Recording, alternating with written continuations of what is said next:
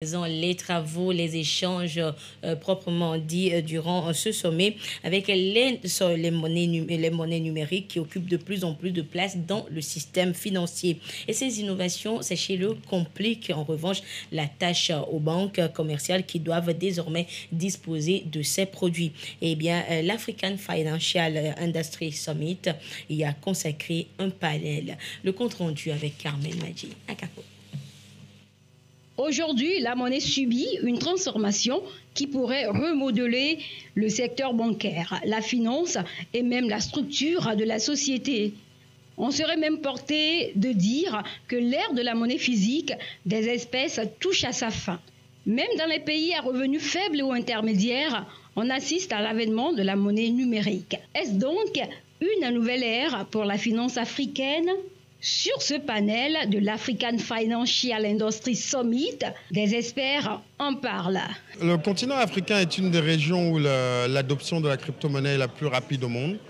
Le Nigeria, par exemple, est le deuxième pays au monde avec un des plus gros volumes de trading de Bitcoin, ou aussi avec le plus grand taux de recherche du mot-clé Bitcoin. Donc, et c'est aussi un actif digital qui a un vrai potentiel pour le continent africain, parce qu'aujourd'hui, tout le monde a un téléphone. On a inventé le mobile payment, mobile money, mobile banking, et avec des actifs digitaux à la portée de tous, c'est vraiment un boulevard pour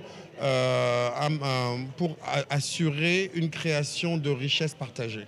Un nouveau cycle de concurrence entre les monnaies officielles et les monnaies privées se profile également au niveau national et international.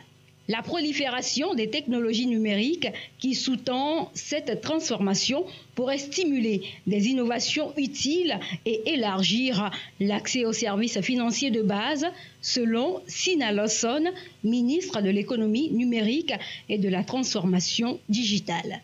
Nous, on pense que c'est une opportunité pour l'Afrique. Lorsque vous voyez le développement, par exemple, de mobile money et d'autres systèmes de paiement, c'est très important, nous semble-t-il, qu'on puisse étudier les opportunités qui pourraient être offertes par l'utilisation de la crypto-monnaie.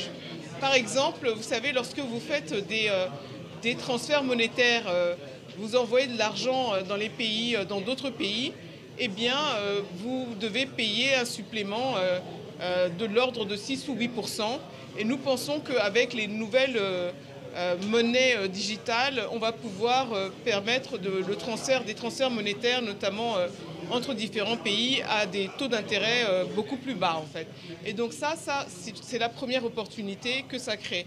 L'autre chose, c'est qu'on se dit que l'utilisation massive des crypto-monnaies va permettre d'améliorer l'inclusion financière des populations.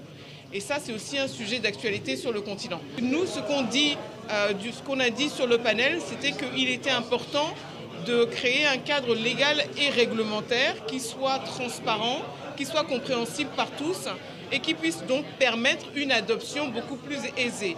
Les institutions financières traditionnelles, en particulier les banques commerciales, voient leur modèle opérationnel remis en cause.